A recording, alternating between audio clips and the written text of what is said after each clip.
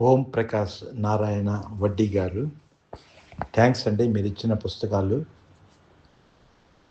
ఎరా మురళి కులాసానా, ఇప్పుడే ఉద్యోగం చేస్తున్నావు? నిరుద్యోగం. నాకు బాగా నచ్చిన కొన్ని చెప్తున్నాను. ఇప్పుడే కరెంట్ బిల్లు చూసి పడిపోయారు. నువ్వేంటి టెలిఫోన్ బిల్లా? ఈయన్ని బతకనివ్వరా? ఆ రోజుల్లో బిల్స్ అంత ఇదిగా ఉండేవి. కాలుష్య కేంద్రాలు ఏమిటో చెప్పరా? పరిశ్రమలు, మురికివాడలు, రాజకీయ నోళ్లు సార్.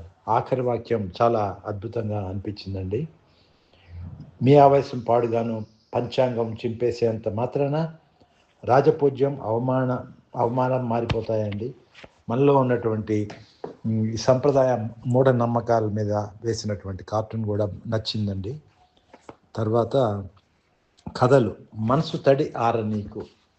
దీంట్లో కథలన్నీ నాకు నచ్చాయి. 1-2 వదిలేసేస్తే క్షమించాలి, బట్ మిగతావన్నీ బాగున్నాయండి.